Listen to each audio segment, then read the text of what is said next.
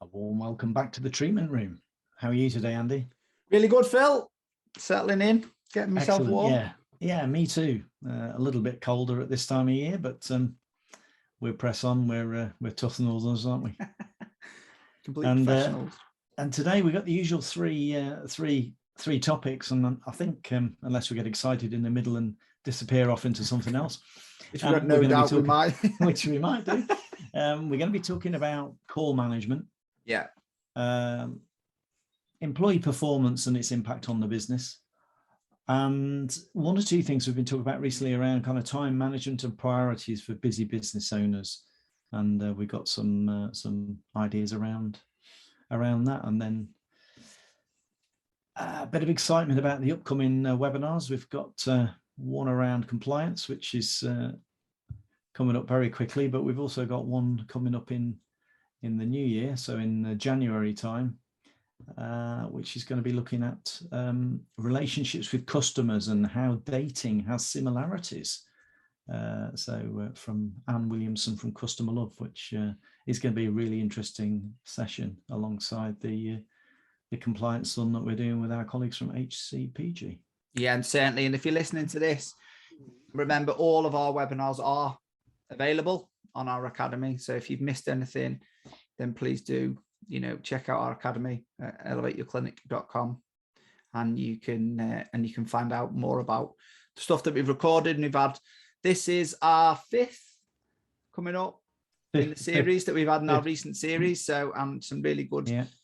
And it was originally a series of 6, wasn't it? But we're loving them so much that actually we're going to create an ongoing cycle of interesting topics.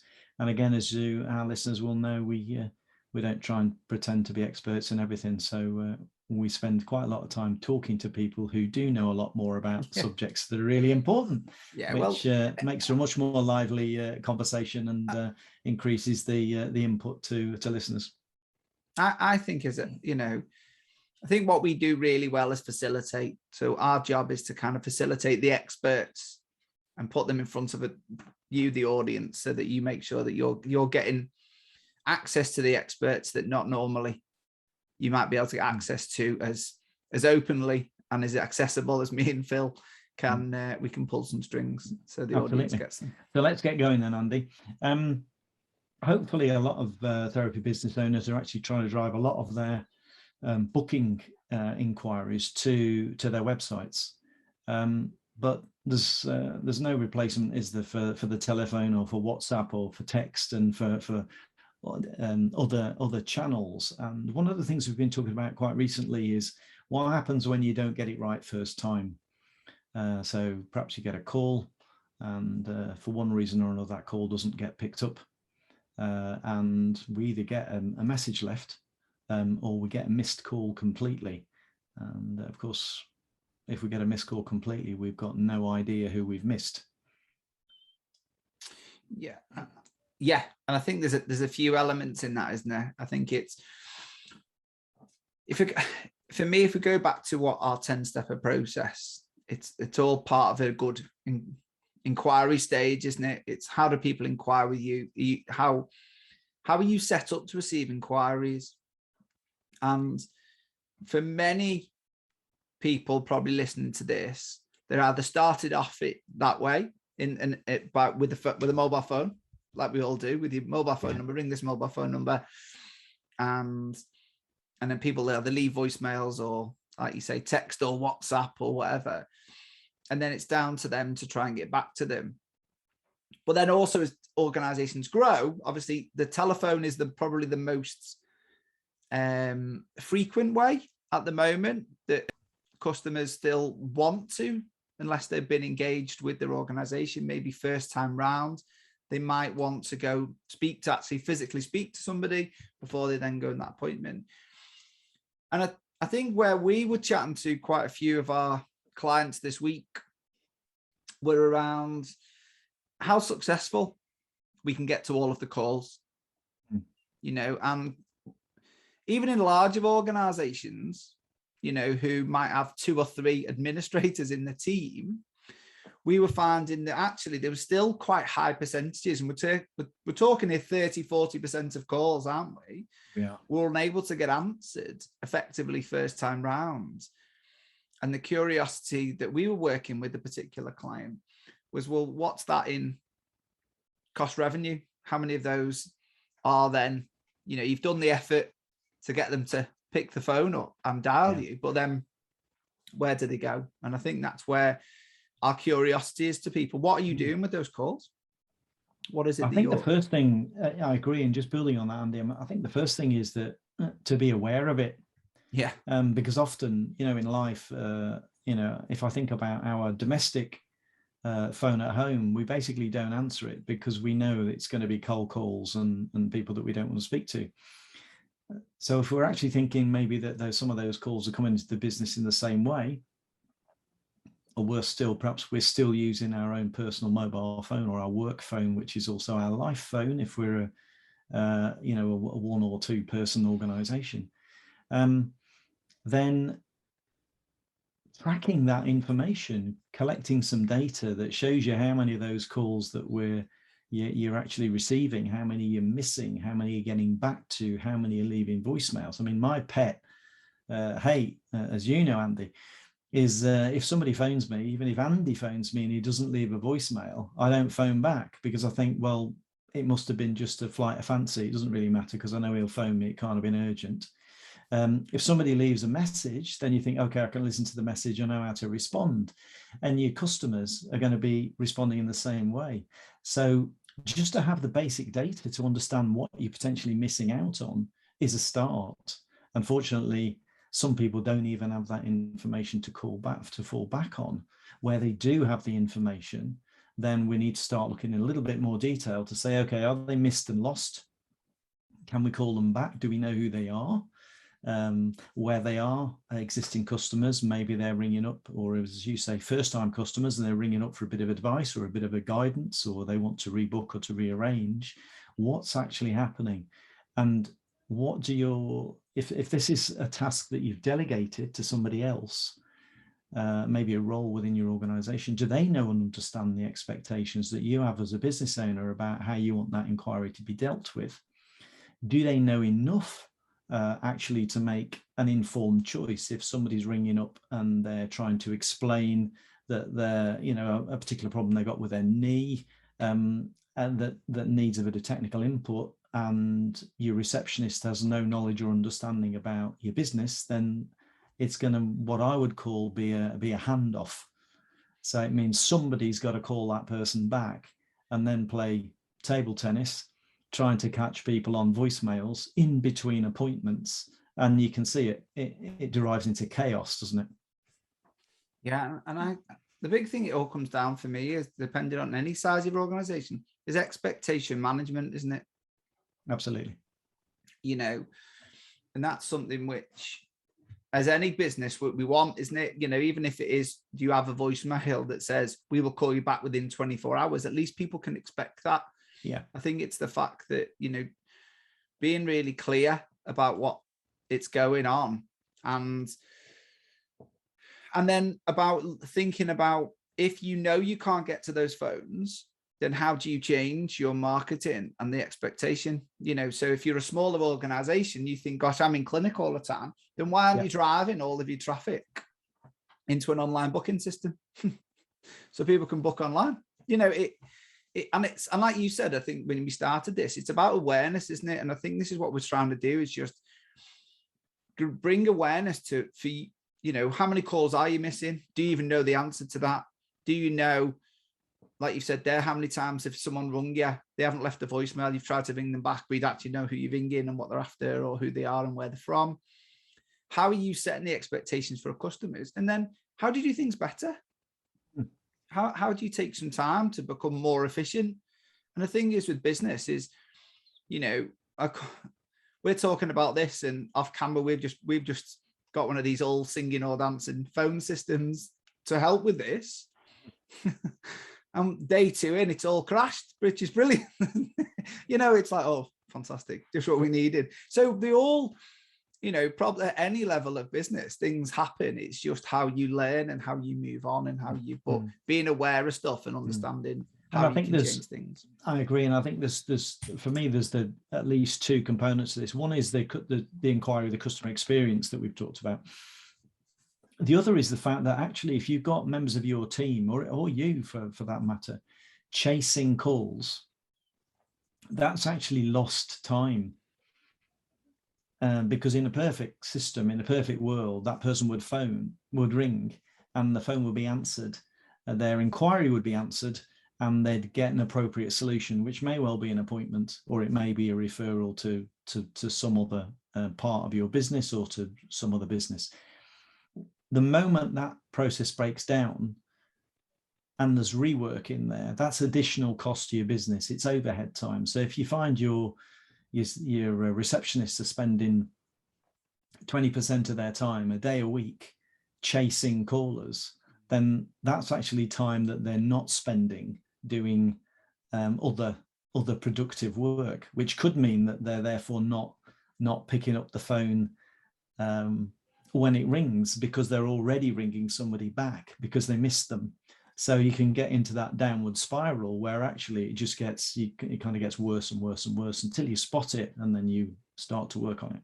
Yeah, and kind of jumping ahead a bit, but I know, I guess there's another thing, depending on your team and your organization, how do we know that people are getting rung back?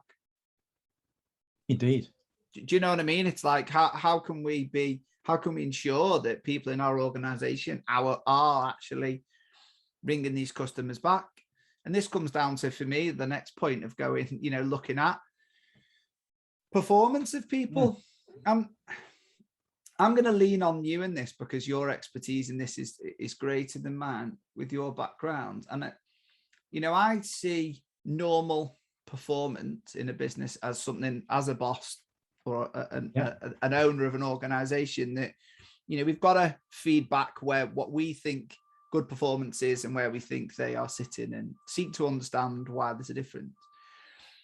My curious, Phil, is how do you think that stands for people at the moment? Because we're going through a strange and weird time, so I guess but also we're going through a strange and weird time, and everyone's coping with the world that we're going through in their own way.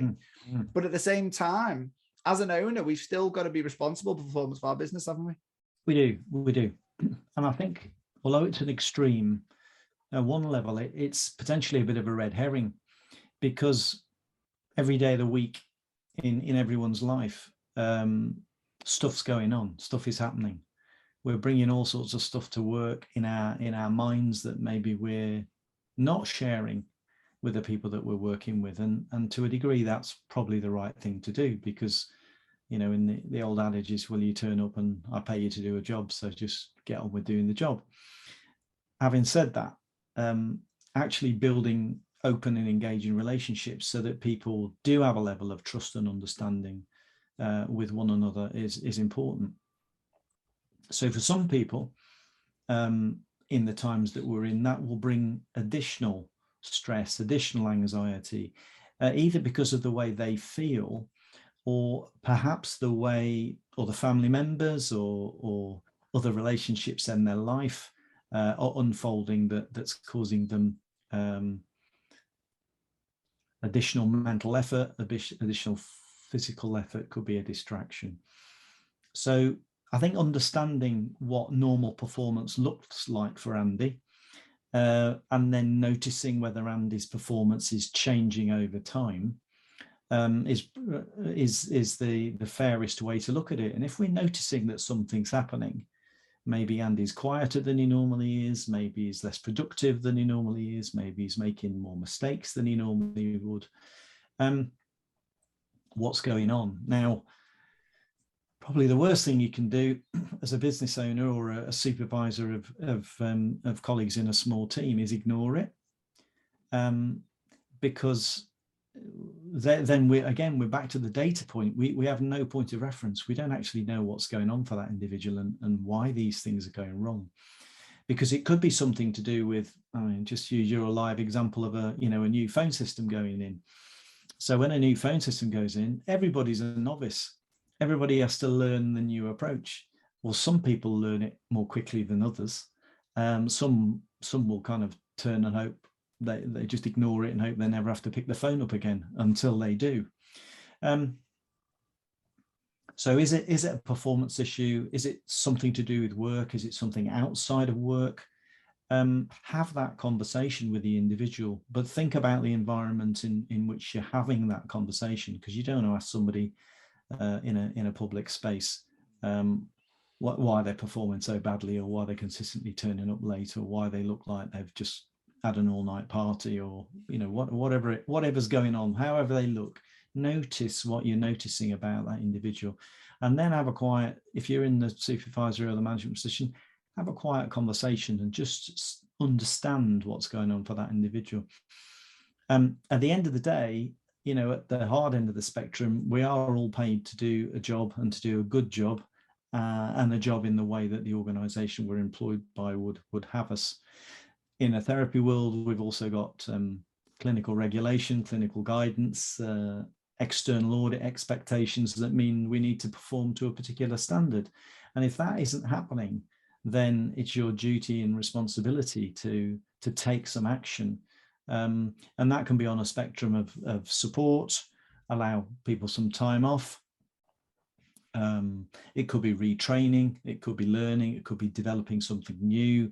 It could be taking a bit of pressure off, saying, okay, instead of, working a full day and be flat out on appointments, take a little, I'll take an appointment off you, give you 45 minutes worth of space to catch up on something, or to be a little bit different.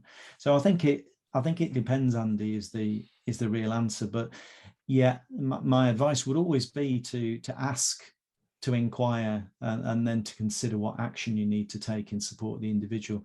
Some of that action actually might be what you need to do differently to help that individual, which could be very, very small in terms of the requirement or the action, but it could make a very significant difference for that individual in their lives.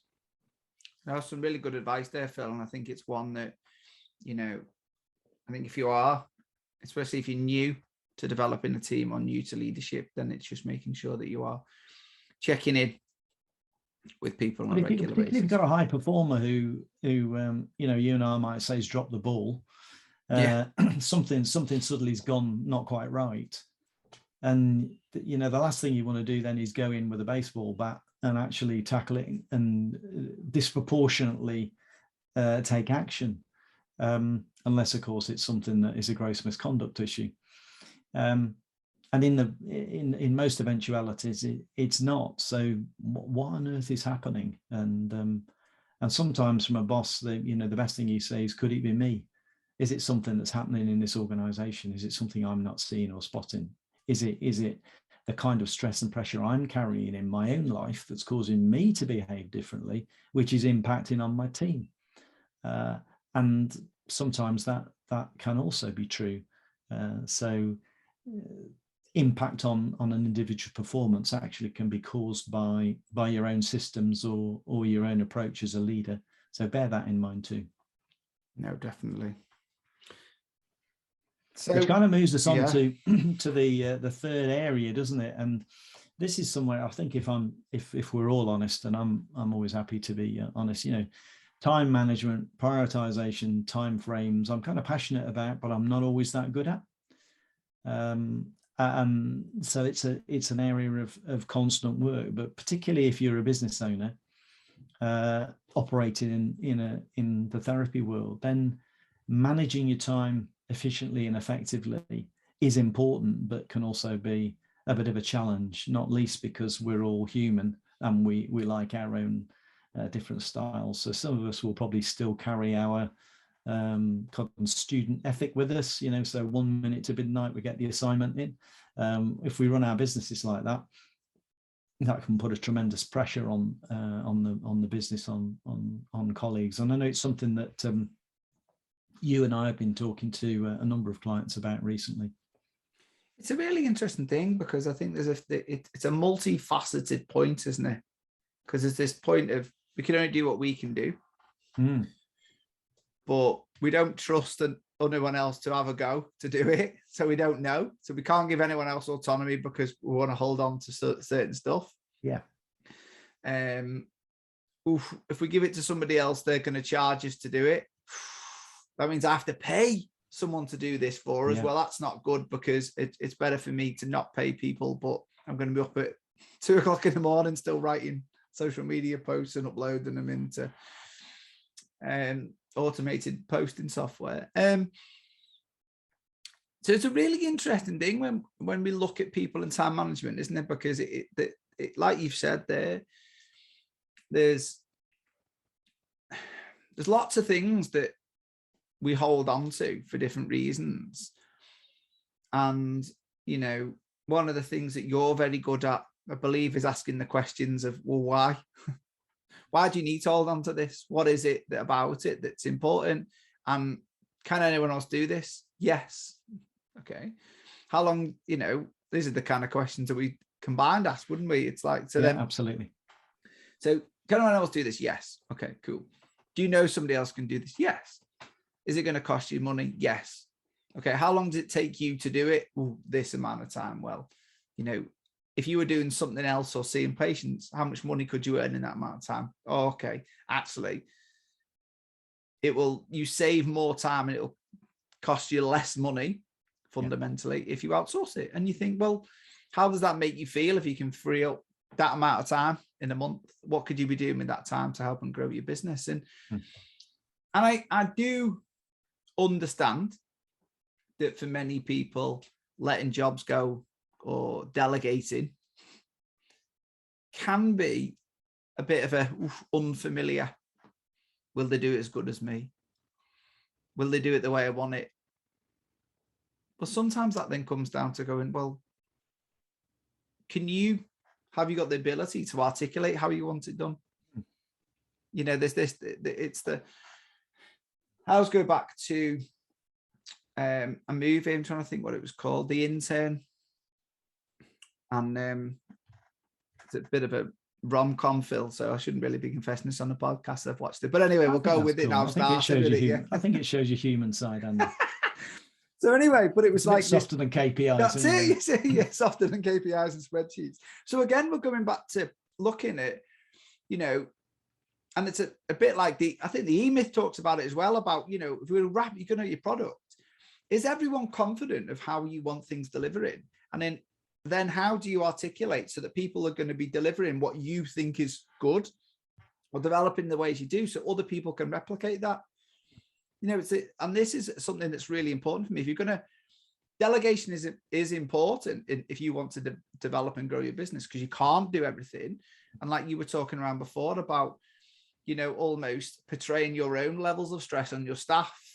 Well, as an owner, if you're holding everything and being responsible for everything, God, that's a stressful position to be in. So although it does take time to, if you are going to delegate it, to articulate how you want things done in the way you want to do it by when, which is another setting a good deadline.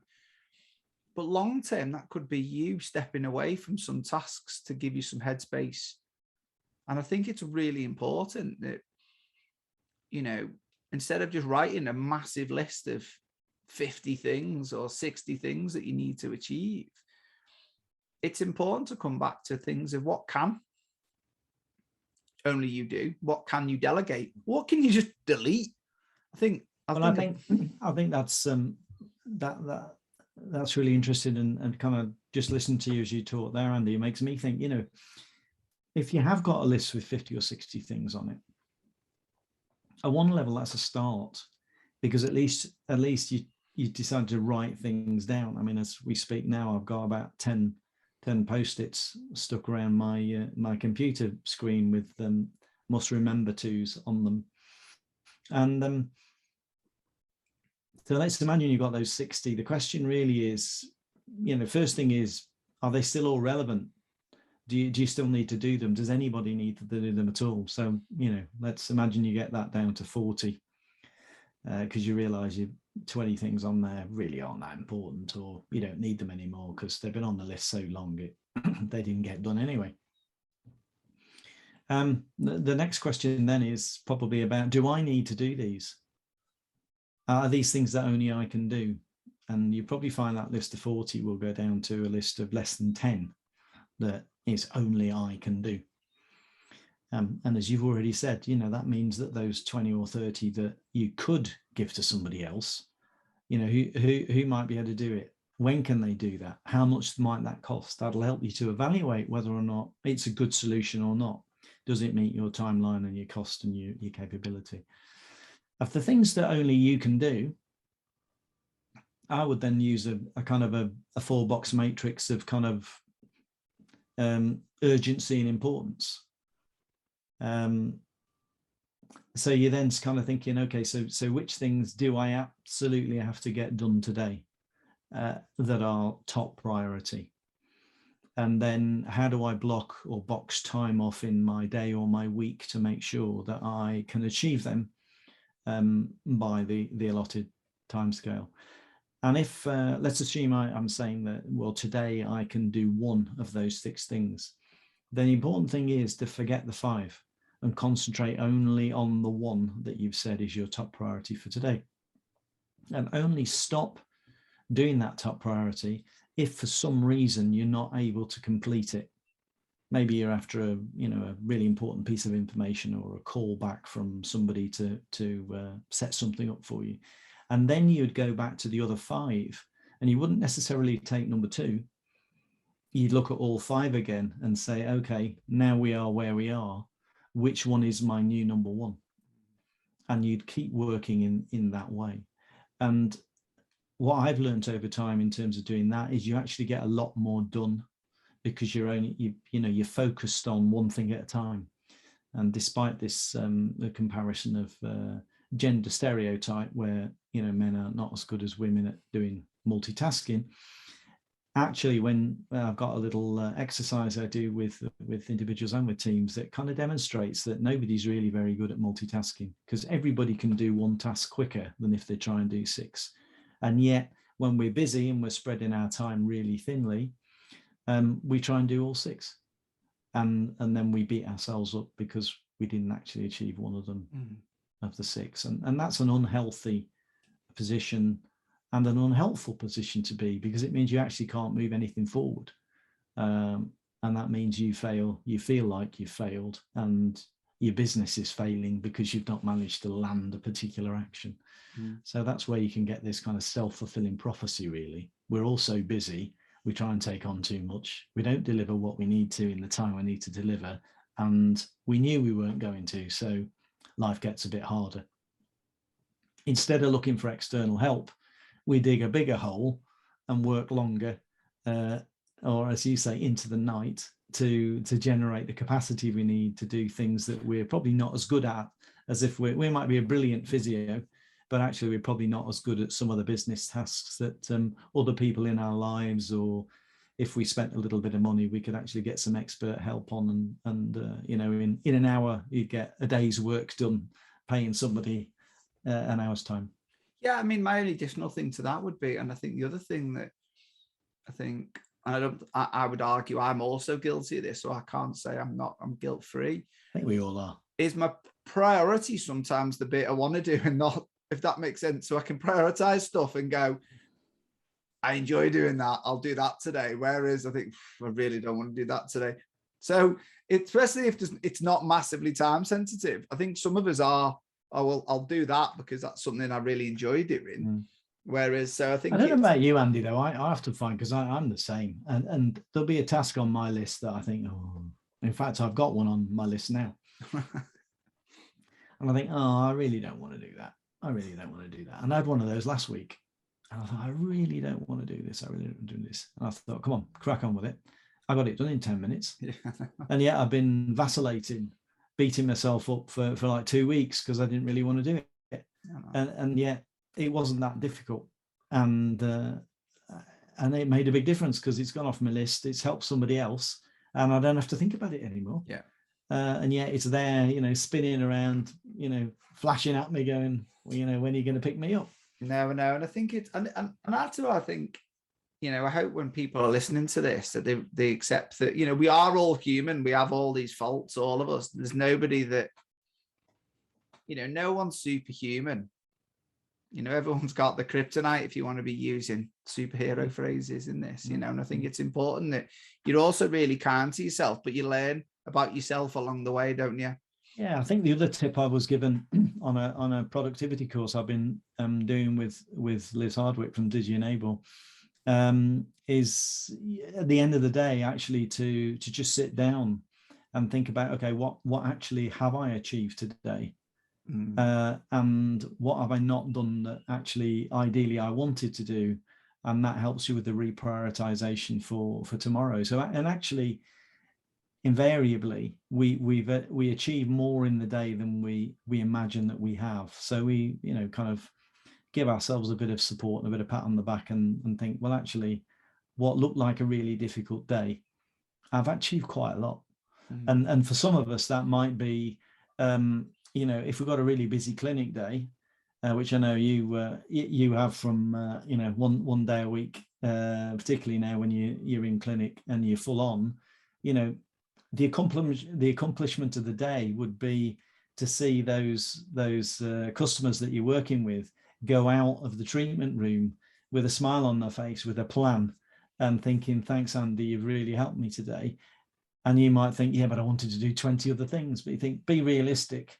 You know, you ate your sandwich at lunchtime, you managed to keep yourself hydrated, and you did give them good service across the day. So give yourself a big pat on the back and a tick. Whereas some of us would be thinking, oh, you know, I've got so much more to do, and it's ridiculous. Don't be so hard on yourself. Yeah, and I think that's the thing. And be real with your time of what you can achieve, isn't it? You know, and I think that's the kind of thing. So no, I mean, some really big topics. We could open them up even further, I think, as we tackle today. And I think, you know, and as always, look, we'd really look forward to always hearing from what you guys are going through. If there's anything that you have a particular issue that you want me and Phil to tackle on this podcast, then please feel free to reach out to us, info@elevateyourclinic.com, or through our social media channels, obviously Instagram, Facebook, or LinkedIn is where we mainly hang out. So please feel free to do so. If you like the podcast, please feel free to subscribe to it so you make sure that you're updated and you get all of our weekly tips and topics. We have got some special editions podcasts already recorded this year, so please go and check those out. And we've got some new exciting ones coming in the new year. So we're all very excited of what we're looking to do. Please follow us on our social media channels if you're not, again, just to keep your eye out. And like we said, make sure that you get registered with our Eventbrite if you want to sign up to our webinars. Brilliant. Okay, right, Andy, well, until next time. Let's wrap it up. Right, brilliant. Listen, look after yourself, stay safe, You too. And I'll see you very soon. See you soon.